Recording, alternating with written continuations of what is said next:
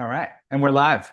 Welcome everybody to the Audio Programmer Podcast. I'm here with a very special guest today, Rhiannon Bankston-Thomas. So she's decided to join us here today to talk a little bit about all the exciting things that she's done over the past 20 years in music technology.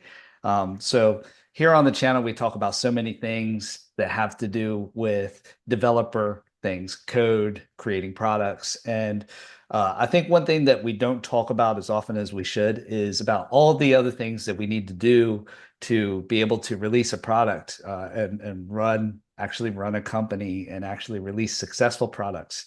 So Rhiannon has recently joined the Audio Programmer to help us with our business operations. And I thought it would be just so great to get her on the show just to talk about all of her experiences, to share those and help other people realize that there are a lot of other things that happen in these music technology companies other than just software development and coding and talking about optimization. So welcome, Rhiannon. How are things going today? Hey, thank you. It's great to be here. Thank you so much. So before we get started, just wanted to let you know about our audio programmer community on Discord. So we have a Discord now that has nearly 11,000 members now, and it's one of the best places to get to know other people who are into music technology, into coding, creating products, creating audio plugins. And you can join us on our website, theaudioprogrammer.com/community. And we also have recruitment and development services. So if you're looking for an audio developer or if you're looking to get a product developed, we have dedicated teams who are able to help you with that. And you can find out more on our website, theaudioprogrammer.com. And so with that, I'll just introduce Rhiannon really quick. So Rhiannon and I have known each other for a couple of years now, and she has so much experience. I was joking with her a little bit earlier about how I should have positioned the introduction with her more like as a pioneer, because she really has been a pioneer in this industry, helping to start one of the early music technology companies, one of the first independent music technology companies called FXpansion, which she teamed up with Angus Hewitt and a couple other people to create one of the first single standing VST companies to actually deliver some products. And a uh, they had a very successful product line called the DCAM Synth Squad. And if you're familiar with deadmau5, there's actually a song called Strobe, which is a classic house song from the early 2000s, which was actually named after the Strobe synth from FXpansion. So Rhiannon later joined Roli. So FXpansion got sold to Roli. She was there. And then also has done some things with inMusic. So we have this great combination of independent music technology company, startup, very grassroots. We have VC funded startup company with Roli, and then you have long-standing legacy large company with inMusic. So there's a variety of experiences there. But what I'd like to do and where I'd like to start is taking things all the way back to the beginning. And let's just talk a little bit about how does a person get into the position that you do? Where did everything start for you?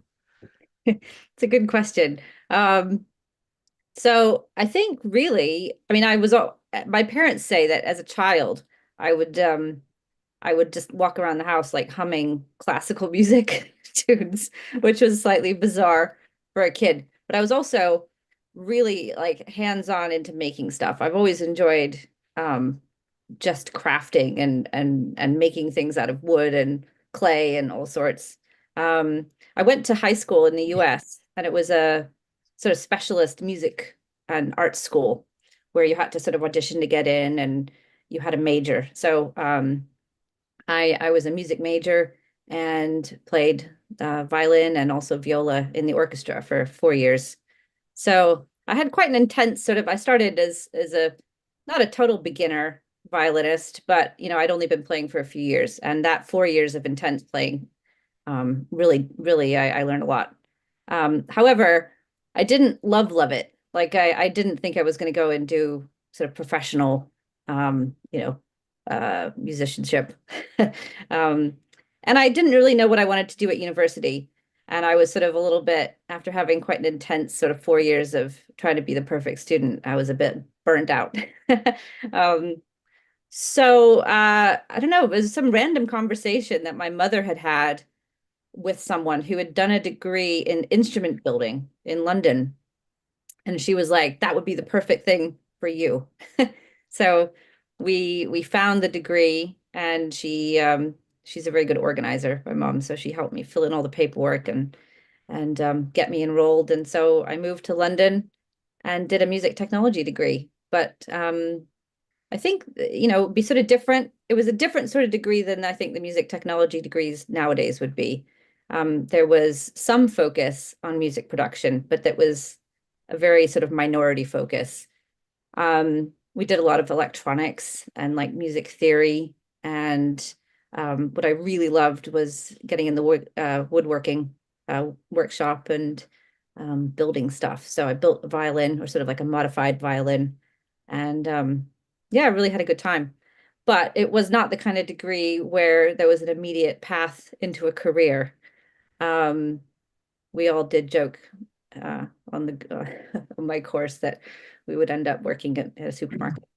Um, However, I after graduating, I met Angus Hewlett, who had built some plugins. And he was building a name for himself, and he had a few successful launches as a sole trader. Um, and was sort of, I think, maybe at a little bit of a crossroads in terms of thinking, does he expand it and turn it into a proper business, or does he go back to being employed by someone else? And it just was sort of serendipitous, really. We just decided to have a go and build it into a company. Mhm. Um, yeah, we were young and did not have family commitments at the time, so it was an easy sort of risk to take in some ways. Mhm. And so what were some of the things that you were doing early on in that in that role? Um, a little bit of everything. I mean, we did have to start from really from scratch in terms of setting up a company, getting VAT registered, getting bank accounts. Um, and he did have a website, but it was really quite basic at the time, and we knew we wanted to sort of get something together that was a bit more suitable for multiple products, and having tutorial videos and learning materials to go along with the plugins. Mhm. Um, yeah, so basically we sort of divided our time into he focused on coding and I focused on all the other bits. So what were all the other bits? Did you have any sort of insight into the product at all, or Um, Not really. I mean, Angus at the time, I mean, it was very much developer driven, our products. He built the kind of products he wanted to use. Hmm. Um, and I had some influence over things like user interfaces, and I quite enjoyed sort of getting into Photoshop and messing around. Mhm. So I did a little bit of that. However, we did actually hire a graphic designer who was a bit more professional, who helped us. Yeah. And I think one thing that people aren't aware of is how different music technology companies were back then as opposed to now. So for example, there was no, you didn't do any sort of online purchasing or anything like that, did you? Like No, everything no, we was in person. did. Yeah, we did. We did do online purchasing, and we had a mixture of digital products. However, we actually did have box products as well. So BFD at the time is the most detailed sort of drum sample product. Um, that was too large to download. So we had to figure out how to get that to people on the media that was available at the time. So that was on DVDs in a Mm. box. Wow. Yeah. How would you deal with patch? So would you do patch fixes online and things like that? We would, yeah. So, I mean, the content could be separate from the plugin installer, and that helps so that you can, we could deliver the plugin itself online and then deliver the content via disk. Mhm. Yeah. how did you how did you start this is probably just a question more out of my curiosity than anything. How did you start the conversations with the distributors? So did you just cold call them up and just say, "Hey, we got this thing"? Yeah, well, that was actually, that was the thing we had to figure out. So, and that was, again, it was sort of fell under sort of my remit of not a developer project. Um, we actually went to trade shows. So we would go to the NAM show in January every year. And we also, at the time, were doing the AES show in sort of back and forth between New York and San Francisco. And that's how we met distributors. Yeah. What So, year was this? sorry? What year was this when Oh you started? goodness. I think the first NAM show that we did was 2002. Hmm. Yeah, and that was very, very basic setup. Like we had a 10 by 10 booth and the basic carpet that they give you and like two metal folding chairs. Um, Wow. but distributors would go to the shows. So we were doing demos of the products and they would come up and ask if we had any distributor partners. And so it was a matter of just finding the good fits. And, Hmm. yeah. Can you talk about what the margins were like back then, just on distribution? Normally we would, it did sort of depend on quantity to some degree, but normally the distributors would have sort of 45-50% margin. It was quite Hmm. high, really. Yeah. Um, some were a bit less, but the distributors were the first part of the chain, and then they would sell to resellers who then also had to have a margin. Hmm. So yeah, you were sharing the revenue across quite a few pots. And in terms of like your cost to the distributor, can you break down what that costs? Let's say it was BFD, which would be what, about a $300 product? Is that about right? I think when I cannot remember how much the original BFD was now. I think it started off at maybe 249, maybe 299. Uh-huh. The physical packaging had a price, so I think which again varied depending on how many units you would manufacture. Um, Generally, we did all of our initial sort of pricing based on 1,000 units because that was the sort of minimum order quantities at the time. And I think they usually averaged out to maybe 10 pounds a unit, thereabouts.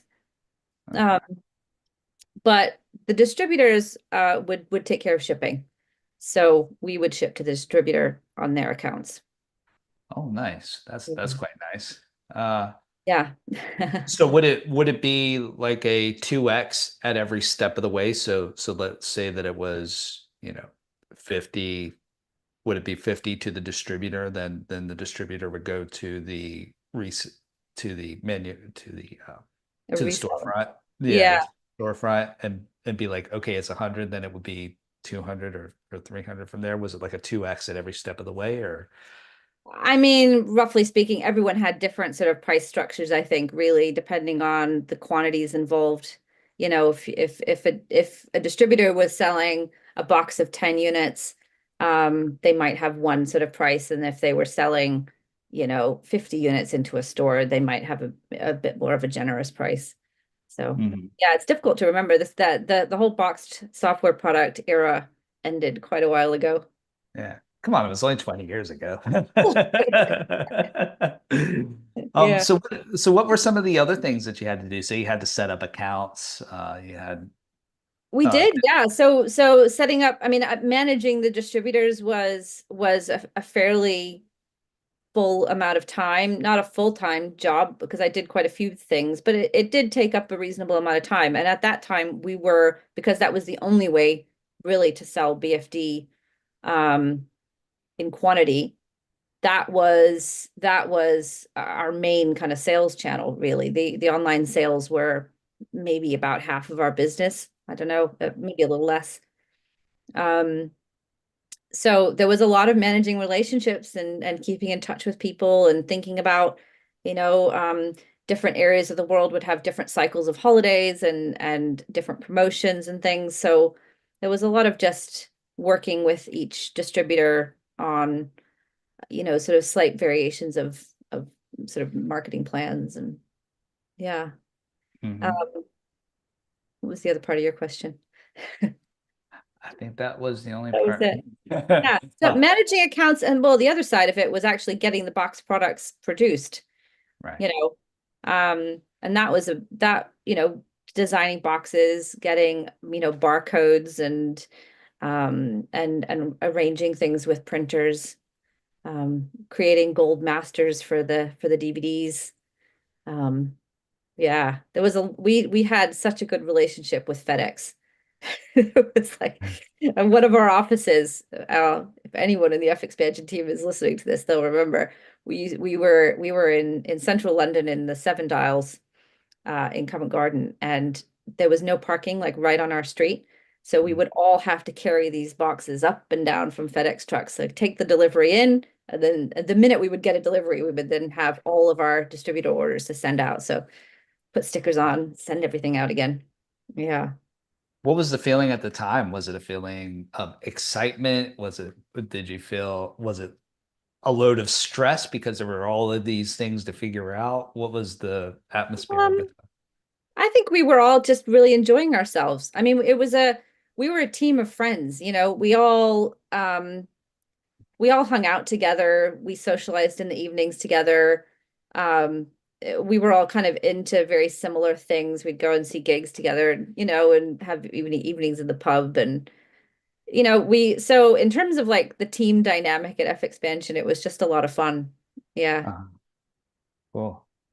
There was And stressful moments though. I mean, there was always that crunch of like a deadline of we have to get things to the printer on this day, and you'd have the coders up all night attempting to redo Gold Masters, and it's like, I do remember coming into the office and having to go and buy like toothbrushes and that's funny. it's funny. All-nighters. Exactly. It was back when we were young enough to do all-nighters. So how long did that go for? So we officially, Angus had been running sort of the FXpansion brand and working on products, I think from 1999, but it was 2002 that we officially set up as a business and got offices later that year, and started hiring in mostly sort of friends ad hoc to help us with things. It was like, right, we need to overhaul the website. Let's figure out who we know who can help. And oh, we need to write a technical manual. Who do we know? Um, but yeah, things really started rolling in sort of 2002, 2003. And we basically ran very similarly, although with a bit more knowledge and professionalism, I guess, as time got went on. But until we were acquired by Roli in 2016. So yeah, 14 years. Wow, 14 years. Hmm. Would you, and what what was that trajectory like? Was it always going up? Would you find that there were points where things would get rocky or Yeah, there was definitely some up and downs. I mean, initially, we didn't start from a complete zero because Angus did have a couple of products that we could sell. So we were generating some income from online sales from day one. Mhm. Um, and the revenue from that we would reinvest in another product and or help to do things. And so we built very organically. BFD one was like a complete game changer for us because it was very successful very quickly, and allowed us to do a lot more. It also meant that we had to continue focusing on BFD because it was the flagship product then at that point. Um, so a lot of our development resources remained on BFD, and we did a version 2 and a version 3. Um, we did other products too, which were also successful, but BFD, I think, was the sort of largest portion, really. Yeah. Mhm. I mean, I remember in the sort of 2007, 2008 with the financial crisis in the US, that affected us Mhm. because the US is it still is, I think, is such a large market for music tech products. Um, Mhm. so that we sort of had to ride through that for a while. Yeah.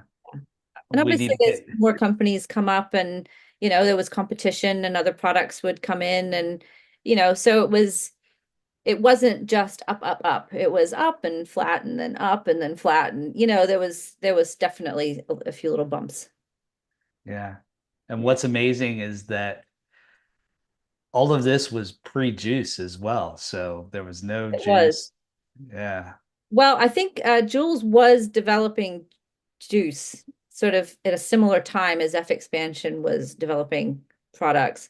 We had our own framework that was sort of similar-ish. Obviously never commercialized or intended for external use, but we never Yeah. did use juice. Yeah. I mean, that must have, we need to get Angus on here talking about that because that must have been a wild ride trying to just maintain, making sure all the wires stay connected on that and then building Yeah, products on top of it at the same time. yeah, Wow. yeah. I mean, certainly building code bases that have um, thousands and thousands of customers relying on them is a big deal, and maintaining things and every time anything updates anywhere, it's you have to retest and check and do fixes. Mhm. So yeah, certainly. It's like the devs would complain, I think probably it's like we just want to make cool stuff. We don't want to do all this maintenance. So you had some relationships there early on that helped along as well. Can you tell a little bit about the story about Joel, about Dead Mouse and the strobe and what happened with strobe there? Or is that something Uh that to that do? that didn't happen through me. I think that we had a really awesome developer working with us for a while called Andy Simper. And I think he had a friendship with Joel. And yeah, he'd had some alpha builds and really loved it. Ah, Yeah. yeah, yeah, yeah. Cool. Very interesting. And Steve Duda as well with BFD, right? There was a Yeah, yeah. So BFD, the first BFD were all of the samples in that were Steve Duda's recordings. So that was definitely a collaborative project. yeah, yeah, Yeah. that's awesome. So fast forward to 2016, you were acquired by Roli. Can you tell a little bit about how that came to be? Did they just show up at your doorstep one day or what? No, we had started building a relationship with them because of MPE. Um, Mm, and Angus was interested in MPE and he wanted to see if he could make, I think it was Strobe was his initial sort of project to see if what he could do with Strobe to make it respond to MPE and to do cool things on the additional gestures. So we had a sort of conversation back and forth with them because of that. And I think it was maybe the NAM show in, so it would have been, yeah, January 2016, where we sort of had this sort of initial discussion about whether we'd be open to an acquisition because they were looking at really building out their software capability. Um, they had a software team, but they wanted that kind of immediate influx of more products, more expertise, and just to sort of really build it out. mm. And how did your role change uh, going from this company that was just a few people to a Yeah. fast-paced startup? Yeah, it was quite a contrast because we were, a team of, 10 in the office with some other people who were sort of working remotely. I think we were sort of 15 people at that time around the world. And they were a team of like 100 plus and spread across Shoreditch and LA and New York. So it was quite a contrast in terms of the number of people and the number of well, just the activity and the buzz. Yeah. Um, Mhm. I think it's quite, I mean, I had not been through an acquisition before, so I didn't have anything to compare it to. Um, but they were very, we did spend quite a lot of time with their team as well, figuring out at least a rough roadmap of how we were going to integrate teams and code bases and think about the kind of projects that we could all work on. I mean, the reality is that, you often just have to jump in and do stuff. Mhm.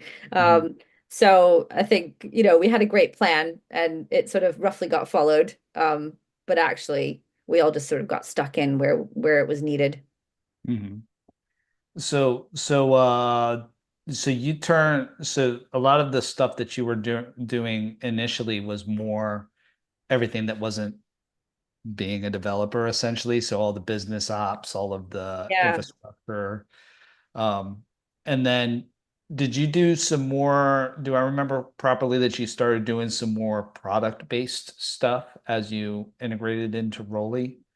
Yeah, I think my first role there was more, they had this sort of idea of needing sort of like a program manager, someone who could sort of oversee all of the different projects that were happening and try and bring some sort of coordination and communication across these various teams because they were also, the Juice team was part of Roli at the time. They had the Equator, they were building Equator. They had the FXpansion products. There was the iOS app Noise that was being developed, and then a bunch of sound packs as well. So there were there was quite a suite of things that were all happening at the same time, but then would also need to have some shared resources like the marketing and comms teams and graphic designers and the QA team and that's just on the software side, so not including the hardware. So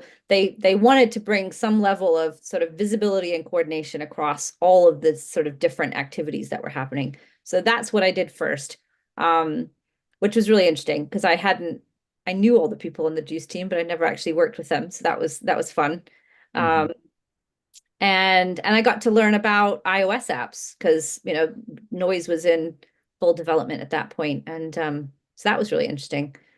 Um, I then sort of segued more into the sound side. So they had a real sort of ambitious program of sound packs to come out on Noise, but they didn't have anyone really to coordinate that. So um, I stepped in and yeah, learned about making sound packs, lots and lots of sound packs.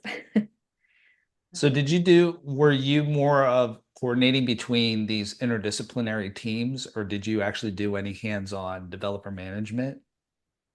Um, I tried to, I'm trying to sort of reflect back. I tried to, first of all, sort of understand how the teams were organizing themselves already, and then figure out ways of maybe um, just sort of adding little improvements to help with passing information from that team upwards and outwards, Right. so that teams had more visibility about what was happening with the other teams, but also that the executive team had a bit more clarity on what was happening. So I wasn't doing any of the actual sound design or developing. That's never been my thing, but I was very much sort of embedded in all these teams and just trying to make sure everyone kept talking to each other.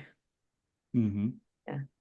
Yeah. So we actually have a question here from Lost Chocolate Lab who says, I'm fascinated by the role of product manager. Your early career sounds quite scrappy, and I'm wondering how often you feel like the role of PM is clearly defined versus making it up as you go along. So how clear cut are these roles? Are they very clear cut, or are they just kind of a little bit of this, a little bit of that? Um, I think it very much depends on the culture of the company.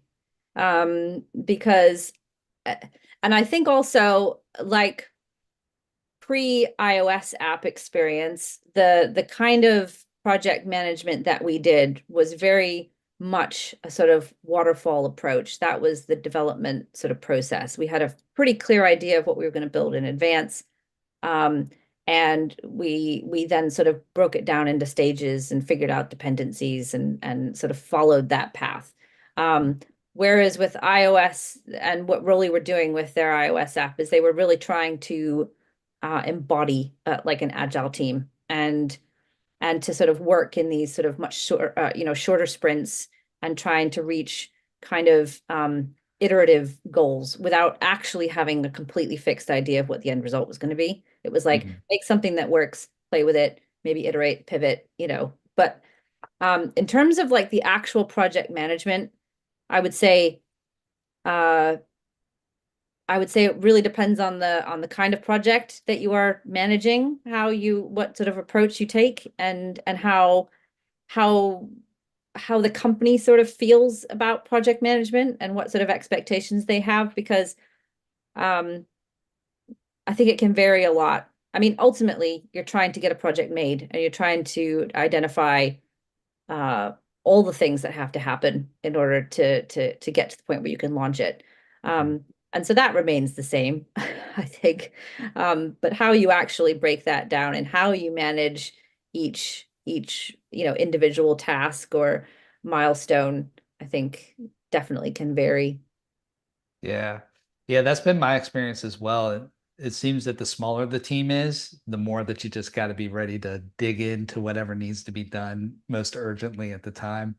And Yeah. then as these companies get bigger, like I've done some contracting for Ableton, we've done some work together with inMusic, and that the bigger the team gets, especially when I was doing some stuff with Ableton, like there was like a dedicated product owner.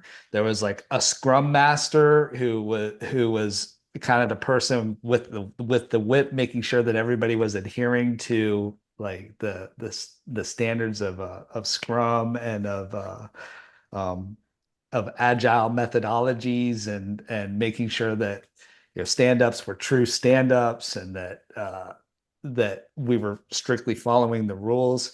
So it's like I think as companies get bigger, those responsibilities get more kind of strictly spec'd. And you get that with development too, don't you? Like Yeah. Yeah, when you're the more people you have to contribute, the more granular you can be. But if you're a small team just trying to get something done, then the more hats you're gonna have to wear, I think. yeah, yeah. So your role at Roli changed through the years, right? So you said that it was program manager, then how did that evolve? So, yeah, it started as sort of program manager. The work I was doing with the sound packs kind of segued into managing um, the sound team as a whole. I sort of forget the timing of it now, but I think that sort of coincided with Lumi, and so the Lumi project was the light up keyboard with a learning app that had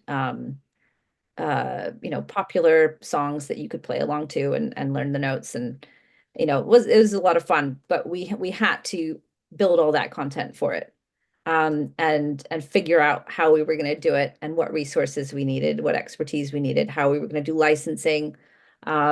So that was a big project. Other people contributed. It wasn't all just me, but ultimately I was sort of running the sound team at that point, overseeing both Mhm. Lumi content as well as noise and equator and strobe and cipher packs. Um, what happened next? So it was a sound team, and then I sort of ended up in a role where I was sort of overseeing all of the pro software and soundware products.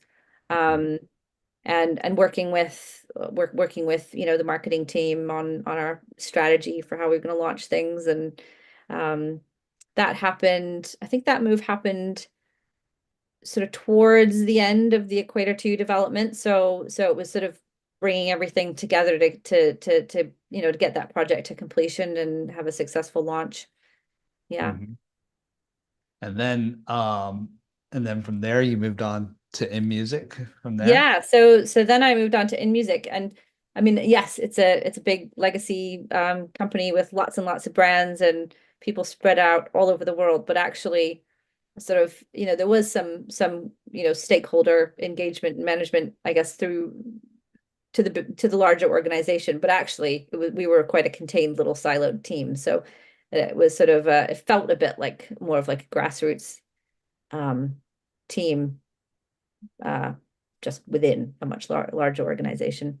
Yeah, and we did some of that journeying together, and it was very interesting seeing the trajectory of that like just being within a larger, just watching how decisions get made in terms Mm, of how long it takes, just the cycle of like, okay, if a decision gets made, it almost feels like there's this Titanic ship that has to turn in this other direction. And it's it's very different from the Roli, like, move fast, break things, yeah. just talk to Yeah, that guy definitely. over there. Yeah, definitely a different attitude and strategy. I mean, you can't move fast and break things when you're dealing with products that have large user bases and people relying on them remaining working. Um, so yeah, definitely a sort of slower, more coordinated paced project and product development. Yeah. Um, but so many things happening at once, and I think probably only a few people there have visibility over it all. It's lots and lots of different companies all under one umbrella, really. Yeah. And it was a similar experience for me at Ableton as well, because you would have you would have certain things, like you would have some type of code base that everybody was using. And if you if you wanted to make a change, like that change had to be cleared by so many people because there were so Yeah, many teams that were just going to this central kind of nucleus of code. And so you would have this combination of like legacy systems, weird build systems that were in Ableton, they were using this like this thing from Google that had been deprecated, but for some reason, they loved it more than CMake. And so they decided to use, so they were using this thing that nobody really knew how to use, but you just hit the right keys and you hit enter, and it worked. yeah, Uh, and everybody was afraid to touch anything because it was like as soon as you try to touch something, it would just break, and then you end up breaking products that are out there in the wild in production. yeah. Uh, I think you so have to be very careful, and especially when you're dealing with hardware and like firmware updates, it's like very, very, very precise and careful and considered. yeah, Lots of checks and balances. yeah. Um, So because the risks are too great, really. Yeah. yeah, yeah. And so much, especially once you get into larger companies, it becomes about risk, when it comes to making changes. So I think a common question that many people ask is when you look at these larger companies like Native Instruments, Ableton, inMusic, well, why aren't they on like the most forward thinking technologies and doing amazing, pseudo realistic graphics? And it's like, well, because things are complicated. It's a complicated Yeah. yeah. And, I mean, we had this with FXpansion. It's like once a 10-year-old code base does its legacy decisions that were made 10 years ago that made sense then, you wouldn't make those same decisions now because things have evolved, you know. Yeah. Um, but if you're relying on those systems to deliver your products, shifting to new ones is a massive undertaking. And Mhm. and for a lot of companies, that's not the kind of expense that really makes sense when actually what you need to do to keep going is release new products and updates to things. So it's like the structure behind the scenes is often overlooked, I think. Not Yeah. because people don't want to fix it, but because it's never quite the right time, Yeah. to pick and Yeah. choose. Yeah. Yeah. It's so tough because there's so much focus on delivering the next product, isn't it? It's because Yeah. that's really your what would you call it? Your next kind of ledge that you can grab onto. Well, Uh ultimately, it's about generating revenue, yeah. and that's how you keep a company going. So, Yeah. so Yeah. that have to take a priority.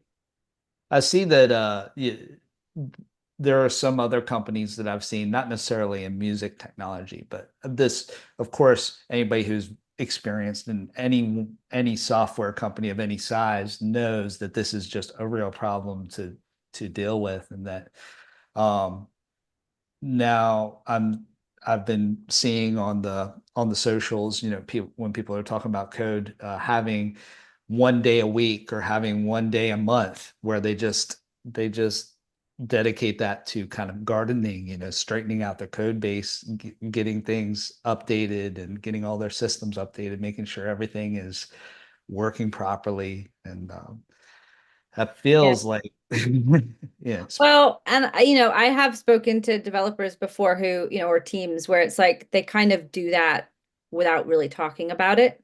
mm, And they'll just sort of build into their estimates enough time to sort of do that kind of maintenance. Um, mm, you know, that can work. yeah, yeah. They just So won't advertise it to the product managers. yeah, yeah, yeah, exactly. It's like the product managers just, lose it because things always seem to be behind as well, where Mm. well, that's Well, been my experience. estimating is one of the biggest challenges, I think, for anyone, especially when what you're making is new and you haven't made Yeah, it before. Um, so yeah, I think everyone has sort of slightly different strategies around how do you estimate? How do you actually try and figure out how long this thing you want to make is going to take and what sort of budget you're going to need to make it? yeah. If anybody has that perfect recipe, please send it our way because I think yeah, I think everybody's trying to figure that out to a certain degree.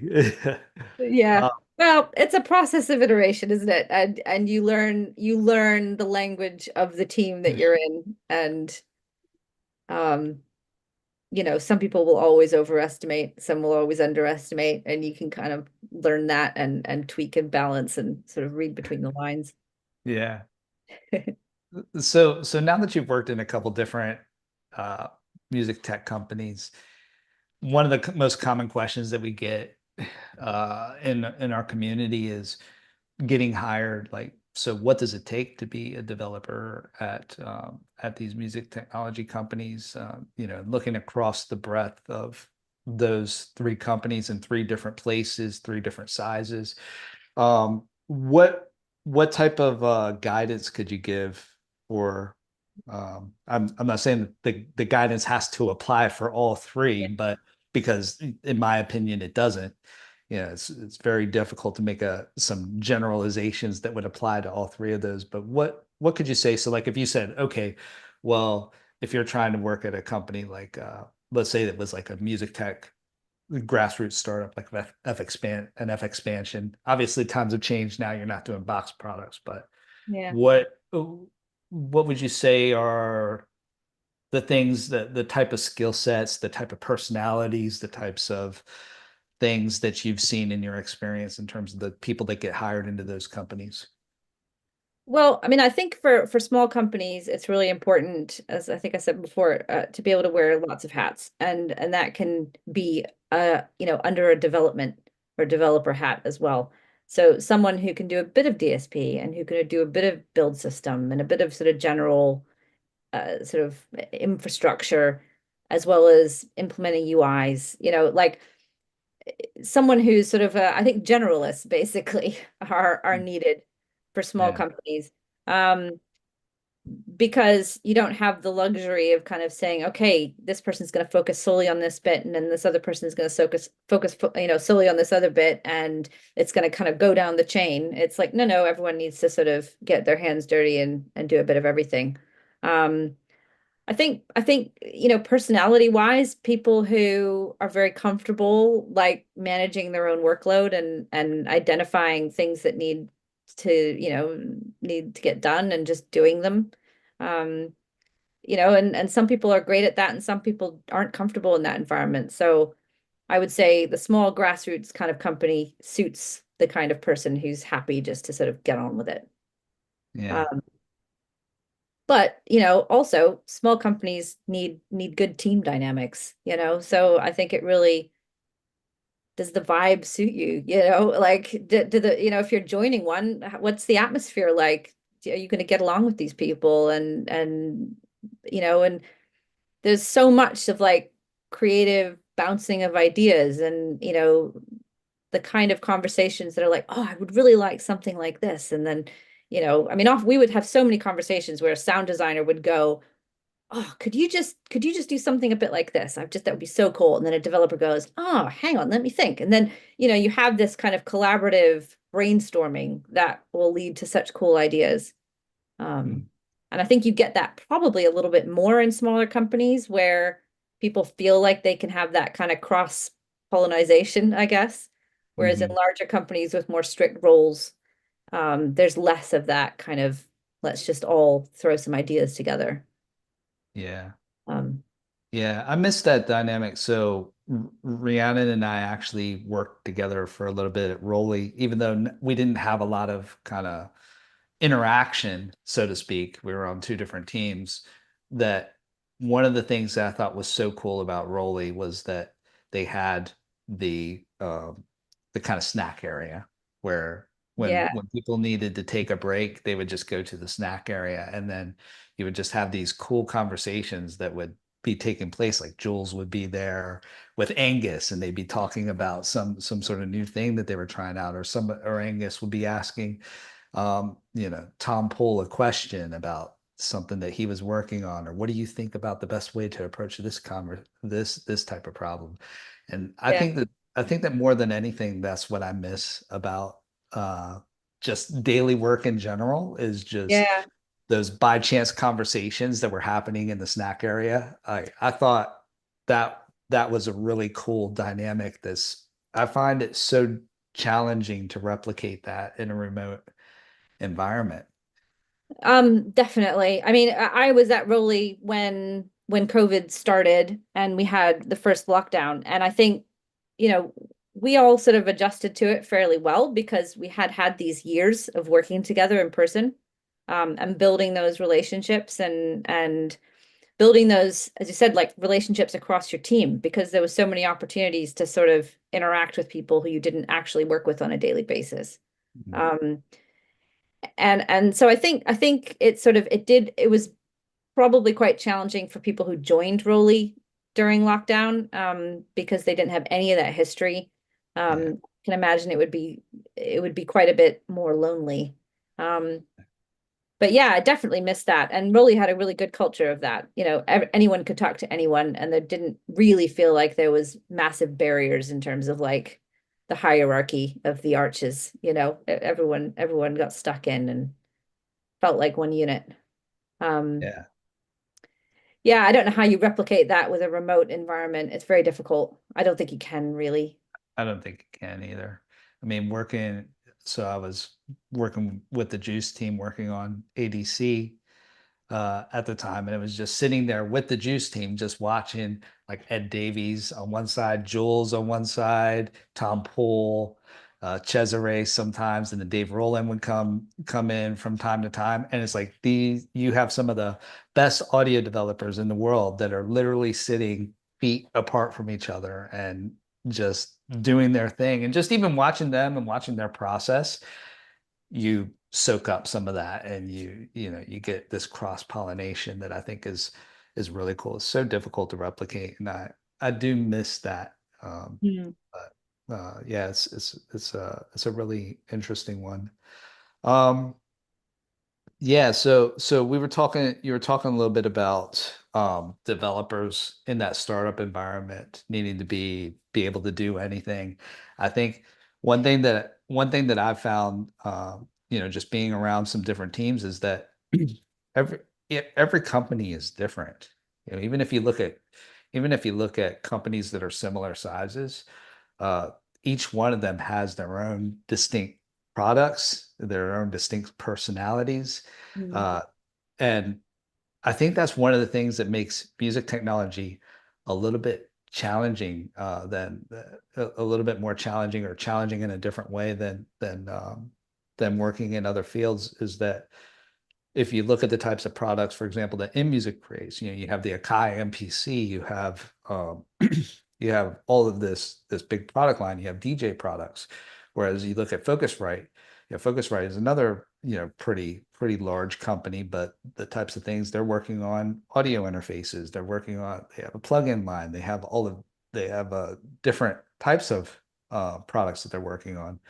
And then I just think about that Rolly culture uh, early on when I was when I was there, and it was just very like the standards were quite high Mm. when it came to software development and when it came to just knowing your knowing your craft, knowing your C++. It was like you have people like Fabian Rangiles was in there.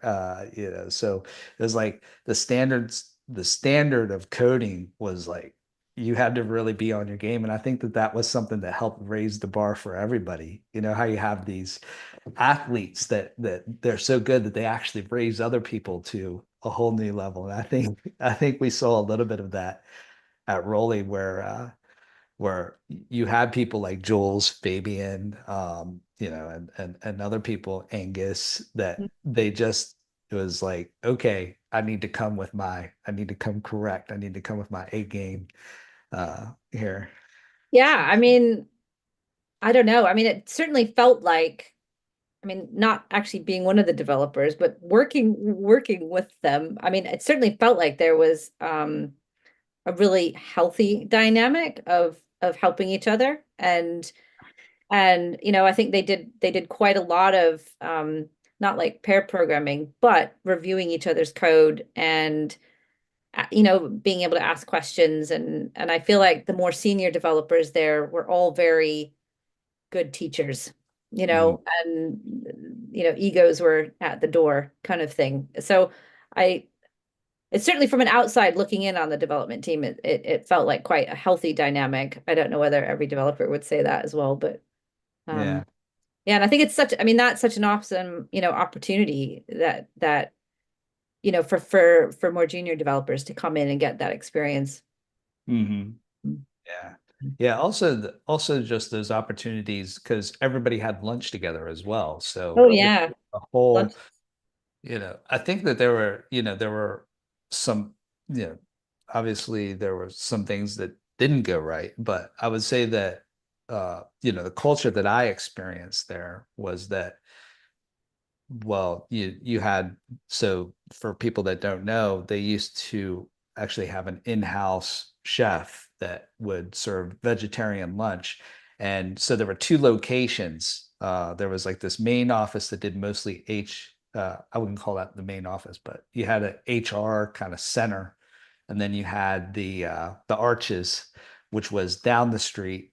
It was about a 5-minute walk, and that's where all the development happened. So what would happen is that at I think it was 12 noon, everybody just and it was so funny how it happened as well. I remember it that nobody really said a word or anything. It wasn't like there was like an announcement or that there was like a speaker blare, like every time for lunch, everybody. It was just silently, almost like zombies. Like everybody would just get up and just start walking towards the door. And then No, it was 1 o'clock. Lunch was like at one 1 o'clock. o'clock. And Yeah. I still to this day, that's my lunchtime. I try to be really really a stickler for it, but it's sort of ingrained in me. But actually that was another, we probably don't need to talk about really a huge amount, but like that was another point of interaction and cross-pollination at the company was everyone walking from one location to the other, and you'd fall into step with someone who you hadn't spoken to in a while and have a good conversation, and yeah, and all go and eat lunch together. So Yeah. And I teams mean, it was wouldn't really brilliant, and act. the food was Yeah. like epically delicious. I have Yeah. never eaten so well as my years at Roli. Yeah. Yeah. The food was fantastic. And you just had little things like where they would have people take turns to serve and to do cleanup. I think those little things are the types of things that I just miss about work. I mean, I love working from home. I love working remotely and working with teams around the world, but I do miss those in-person interactions. It's very difficult to replicate that in a remote environment. It is, but I think, like the API events and, the ADC that's coming up, and there are opportunities throughout the year Mhm. for the community to sort of get together and have an in-person chat and learn some new things. And so I think there are ways of fostering that kind of wider community across multiple companies, Yeah. um, that is important to keep going. Yeah.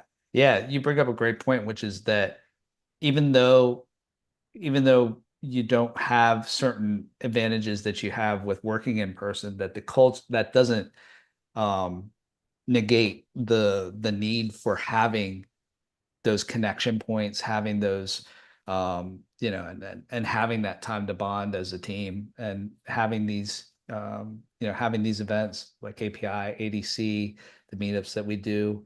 Uh, they're really important, and they're really awesome. A lot of Yeah. connection gets fostered, a lot of great positive energy. So we have a question from Emmy, who asks, where did you find that you could be more creative and less stressed? So out of More out of your creative. learning. Well, actually, I think the role that I've had that was the most creative was the projects we were doing at inMusic, because Mm. we did a lot of projects in a short amount of time, and each one of those has a user interface, and I was the one sort of coordinating with the designers and working on the designs and getting them implemented. So actually, that's where I had the most sort of creativity, I think, and I really enjoyed that part. So, um, Yeah.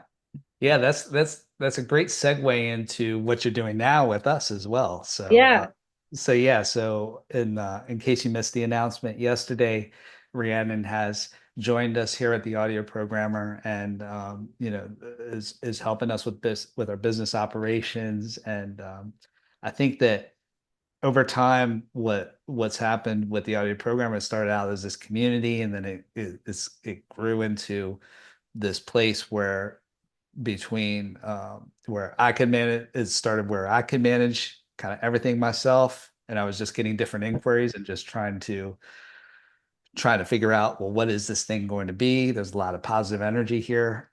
And then Tessa had joined the team, Tessa Rowe, who now manages all of our recruitment and contracting stuff.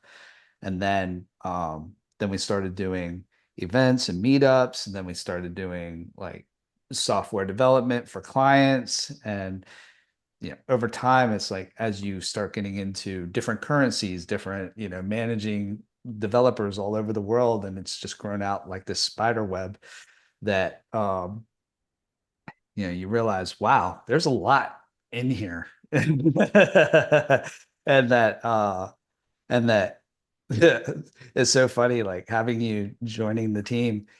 I just it's similar to when Tessa joined the team, which was like, as soon as I was able to get some of that off of my shoulders, I was like, how in the world did I even manage that before? Because I can't imagine taking it back now. yeah.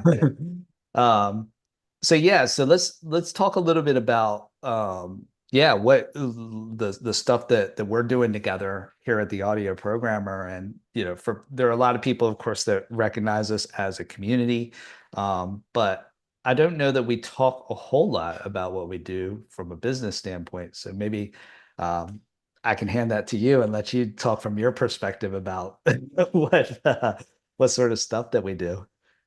Yeah, sure. So, I mean, one of the big areas is developing projects for clients who have an idea that they want to see realized. So that is, someone has an idea for a cool plugin, a multi-effect or an instrument, and want to work with people who can help refine, the spec and shape the project and ultimately develop it and turn it into installers for them to sell. So that's something that we do and have done quite a lot of projects like that. So yeah. Yeah. What do you think? So now that we've had a discussion with so many people that are potential clients and everything, what do you think? I've seen other people who have done tried to do this agency model thing, and you know, to varying levels of success.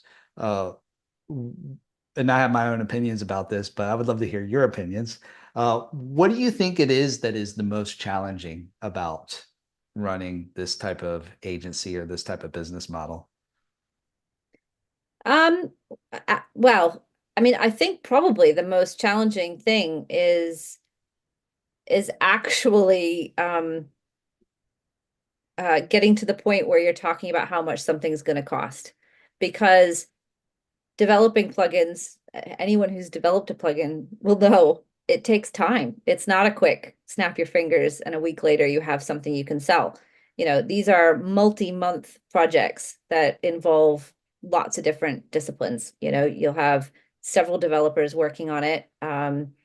Sound designers, or product specialists. You'll have a graphic designer working on the interface, and all of that is someone's time and expertise. So once you take your idea and you break it down and you figure out what you're going to need in terms of people and skills to deliver it, that's never going to come out as cheap at the end. Mm. So I think actually some people who want to build a plugin have a really good idea of the time and the expertise needed.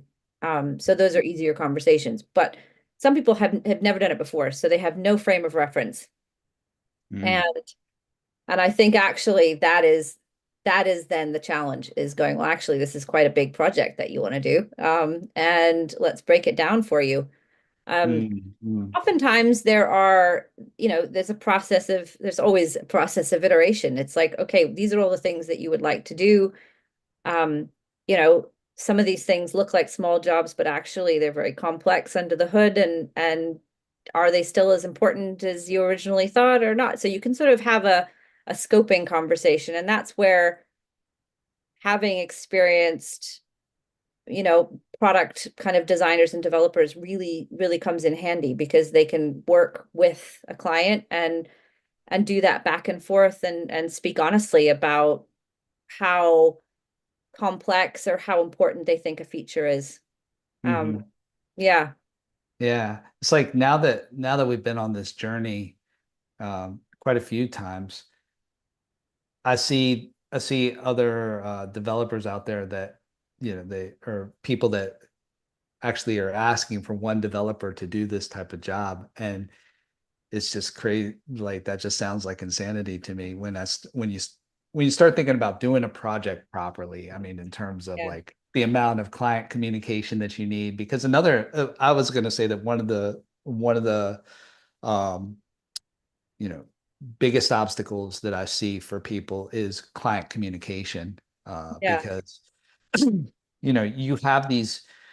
I would say that in every one of our products, in every one of the projects that we've had, they've pivoted, right? So it's like you have some sort of starting point, you have some sort of ending point, and then you think that it's just going to go like a straight line from start to finish.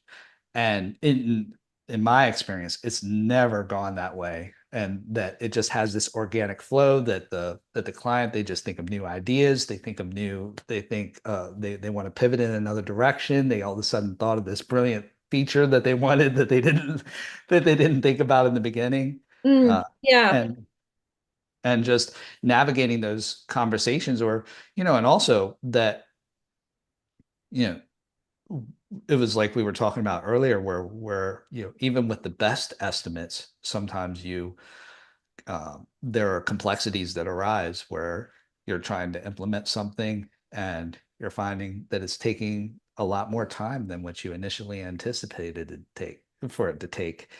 And being able to have that conversation with the client and being able to say, well, look, you know, this thing, like, on the surface, it looks very easy, but it's actually quite complex. And being able to navigate that and still make a business case. I've seen so many situations where, um, yeah, I've seen this numerous times over the years, where a solo developer has taken on a client and that the solo developer comes out with a result that is different from what the client and envisioned. And then what happens is some sort of like indentured slavery almost, that the developer is caught in this perpetual circle of trying to get to the point where the client is actually happy with the product. And in that situation, nobody is happy, which is Yeah. very fortunate. So Yeah. I mean, I think, obviously the communication side is absolutely key. I feel me personally, I don't find that the challenging part because I just keep communicating with yeah. people. Yeah. And that's what I've been doing for the last 20 odd years is checking in, keeping everyone talking, like realigning the priorities, like that for me is what sort of comes naturally at this stage. Yeah. So the communication side is incredibly important, but it isn't actually what I would consider the most challenging for Hmm. myself. Yeah. When I say most challenging, I don't think I don't feel like it's challenging for me either. I feel like it's just the area where people seem to get tripped up the most Yeah. is on that side is that um where you just end up what we want is we want a situation where we're on the same side of the table as the client, right? Like where we're collaboratively and I think that as an agency, that's what we seek to do is that we seek to like be two parties or two entities that are looking inward on this problem together. But when it Mm, starts to get when you start to feel that there's a conflict and they're pushing one way and you're trying to push the opposite way, something is not going right there. yeah. Yeah. I mean, I think it certainly helps to sort of have the mind frame for any project that is it's as important to you as it is to the person you're building it for. Like that is important because ultimately they are investing their money and time into bringing their idea to life, and it is incredibly important to them, and it's important to sort of have that at the forefront. Mhm. Yeah. Yeah, yeah. It's like we're their hands in a sense, but Yeah. also that we also have certain kind of things that we know aren't going to work, right? So like there have been times in the past where clients made a suggestion of like, well, let's just put this thing over here for whatever reason. And then inherently through your over 20 years of experience, hey, that's not going to work. And being able to convey that to the client in an empathetic type of way that's showing that, hey, I'm showing concern for you. Like you care about this product. We care about the products that we're building for you, and we want to give you the best result. 100%. Yeah, yeah. So yeah, that's great. Hmm, what else can we talk about? Is there anything else that we've missed out on? I don't know. Is there any other questions? Did you have any other Hmm. questions? No, I think we pretty much covered everything.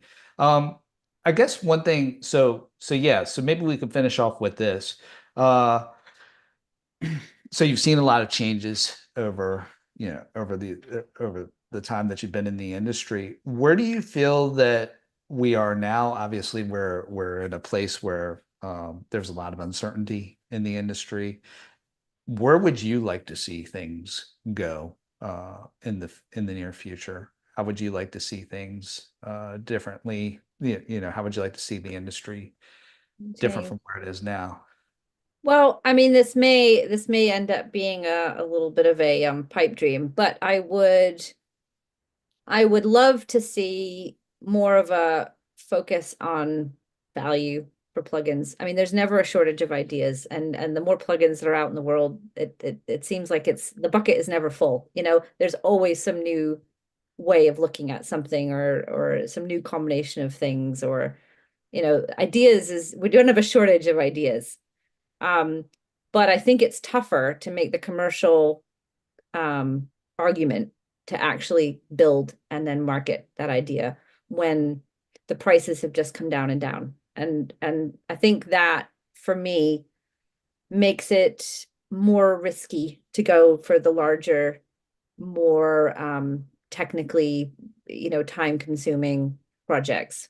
Mm, Um, just because, the initial outlay is significant. And if you don't have a good business case for, your sales after, like you have to sort of always work that balance of where's your break even point? How many units do I need to sell at what sort of price point to break even? And because that is really the first milestone of once you start selling something. Um, so so I don't know. I would love to see a sort of a return of perceived value of plugins on a greater sense. Like, I think that would be a positive thing and really spur on more investment in really cool, interesting developments. Uh, Mhm. Certainly for the sort of indie developers and smaller companies. I think larger companies, they will have a different approach, but Um, yeah, I mean, we've seen a complete shift to subscription models, and I think some people love them and some people tolerate them, and some people really, really hate them. But Mhm. they are certainly a feature of the industry currently. I have my own theories on this, but why do you feel that so many companies have turned into that direction? Um, I don't know. It sort of all seemed to sort of happen. Like years ago, I think it started with this sort of well, not necessarily the subscription, but the sort of price drops, I think really kicked off with Black Friday taking over the software world. You Mm. know, it sort of seemed to happen. I can't remember, sort of in the mid 2000s, I guess, where it really sort of started to make such a massive difference to your annual sales. Mhm. And people would get more and more aggressive, and it just got more and more crowded. So everyone had to do something a little bit deeper and longer, and a longer time period for the sale. And it's all well and good having a $300 product, but if you sell it for $29, then that eventually is going to be the sort of value people place on it. Mhm. So What are your thoughts on pay to own? I I I think that is that feels better to me because I think ultimately you are using these tools as part of your creative process and you do not want your sessions to no longer work because you've stopped using a subscription or I think it's reassuring for creators to own their tools. Um, Mhm. so if a sort of rent to own model is available, I think my sense is that is more attractive to people than a subscription. I mean, a subscription gets you a humongous number of products for a very low entry point, and you can cancel at any time, but then you lose everything at that point. It's sort Mm. of, but I think subscription models are, they're just part of how we consume everything now. Mm. Um, Yeah. no, I would like to see though a combination, like options for rent to own or just perpetual licenses. Hmm. Yeah. Yeah. It's a tricky one because when you have the outright purchase model, I think what a lot of people don't realize is that when the product releases, you have this huge spike that happens, right? And then it's like things tail down, and then maybe like Black Friday, you get do some type of sale, then you have another spike, and then things tail down. But all during that, especially if you're doing a large product, you're going to have maintenance, you're going to have feature requests, you're going to have all of these things that are going to be happening during that entire cycle. And it's like, Yeah. well, how are you going to pay for that if you don't do a subscription model? And I think that that's yeah, I think that that's the part that people really um that's difficult to communicate to people is that these are not just static things. Um Yeah. they're living products that need updates, that need maintenance, that need that have feature requests, that have all of these things. I people really hate on Adobe uh for their SaaS model with things like Photoshop, but I actually think that they have a great standard in terms of like when you open up Photoshop, for example, there are a lot of different there's a lot of documentation in terms of how to learn Photoshop. If you want to learn this new trick, you always have new features that are popping up. So what I always thought in terms of a SaaS model that works is that you want something that feels like it's an interactive experience. Like, okay, you're paying monthly for this thing, but it's an interactive experience that you're getting more content, more things. I think Output have done that quite well Mm, uh, in terms of having new kits, so it has to feel like you're investing into something and that you're actually getting something for your return. I think that's really where a lot of companies get it wrong. yeah, and I think that is, when you try and apply that same model to, say, a subscription that has lots and lots of different plugins in it. Um, if you're paying $10 or $20 a month and you're getting 100 different plugins, how is that monthly fee being distributed across all of the different plugins and the maintenance of all those different plugins? Like, actually, if you're talking about $10 a month for one plugin and one team, maintaining that, that's a different scenario, isn't it? Than having something where it's sort of part of a much, much, much greater pot.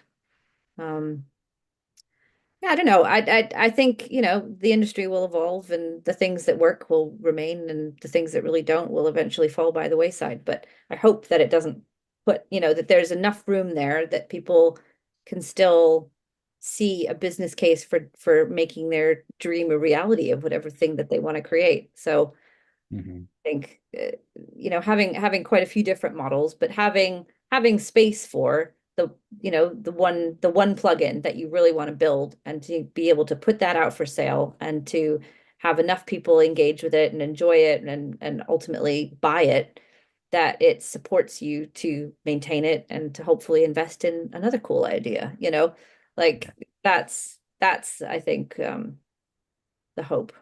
Yeah, the marketing as well. Yeah, I think that's changed so much in terms of um, the cost that it takes just to break through the noise and get your product out there and, and get people knowing about your product.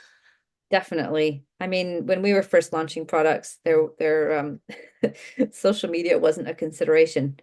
Um, it's definitely changed the game, and I think having a built-in audience really is a leg up. So, the people who are making plugins who already have an audience of some description, I think Yeah. that really is an advantage.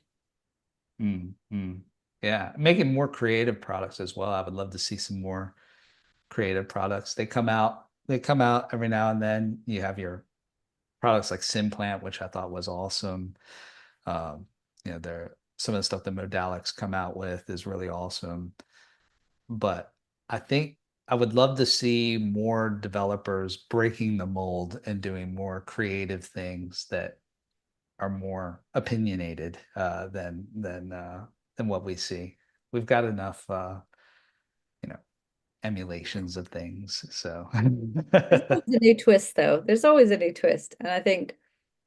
But yeah, I think, encouraging more people to get involved in experimenting and learning how to build stuff in the first place. There needs to be this kind of inflow of creativity to bring new ideas and come up with the next cool, must-have little item, you know. Mm, mm.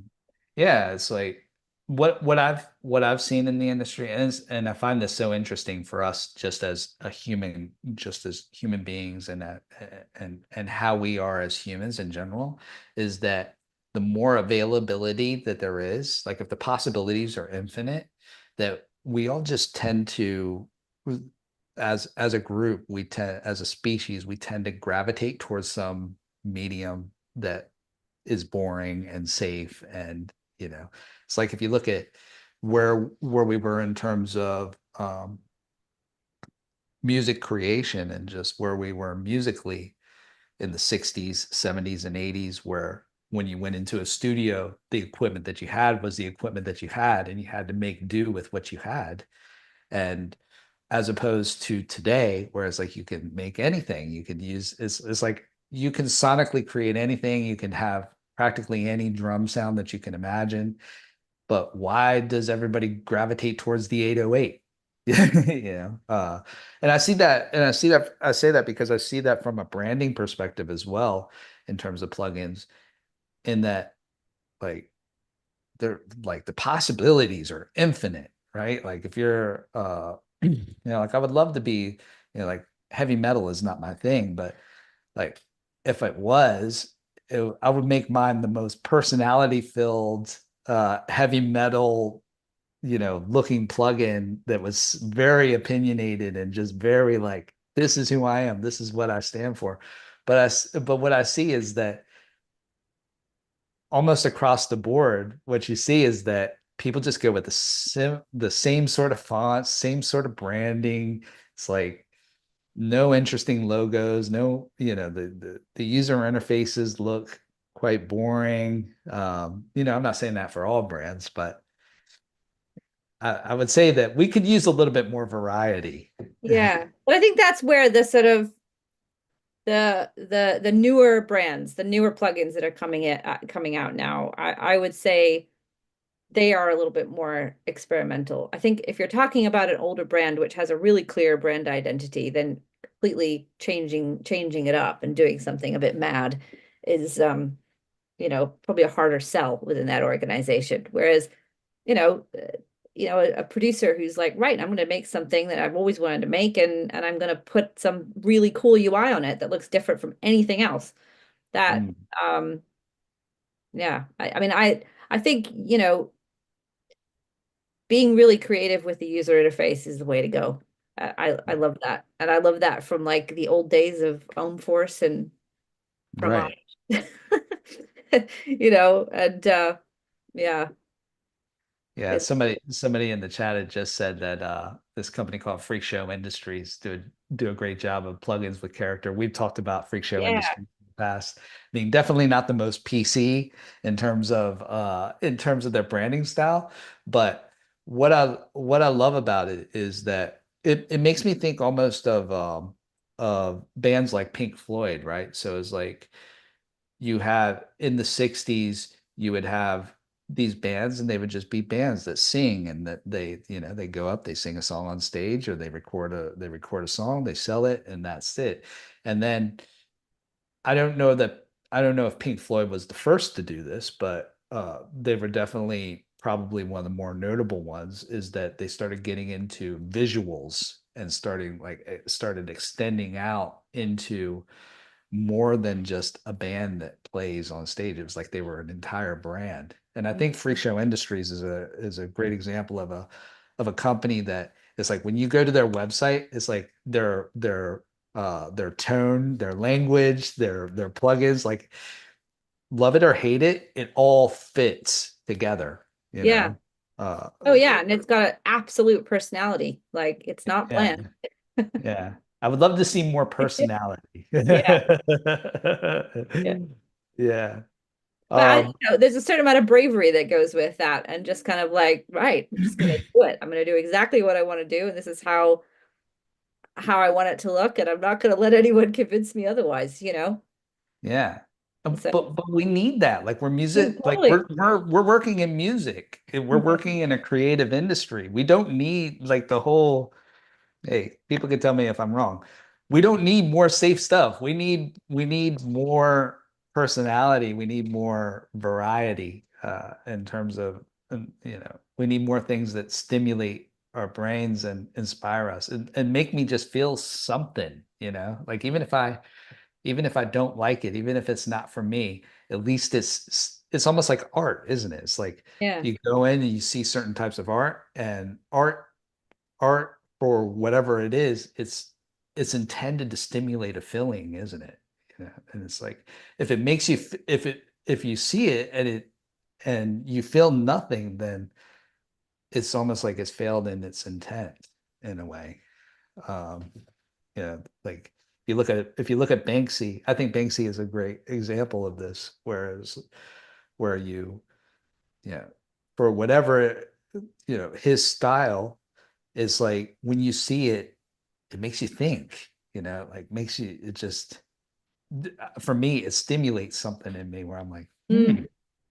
Yeah. Wow. So, um, yeah, more variety in plugins. Yeah, more variety and just like personality injected into it, I think. I think we Yeah. can always have more. Yeah. Cool. With that, I think it's a good time for us to wrap up. So thank you for everybody that's joined in. Like I said, um, come check us out in our Discord. You can join us via theaudioprogrammer.com/community. We would love to see you there. We also have a couple books. So if you're learning about audio software development and you're looking to get in, we actually have a book called The Complete Beginner's Guide to Audio Plugin Development. So it doesn't even require any coding experience. You can actually just get in and it'll teach you and it'll show you everything from the very start. So yeah, check that out. It's also on theaudioprogrammer.com. Rhiannon, so awesome to talk with you here on this. I know that this is one of your first social media appearances, so thank you so much for braving it and coming on the show with me. Thank you. Yeah, it's been fun.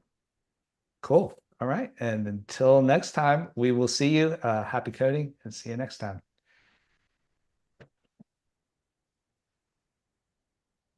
All right. There we are. We are offline. I'm like,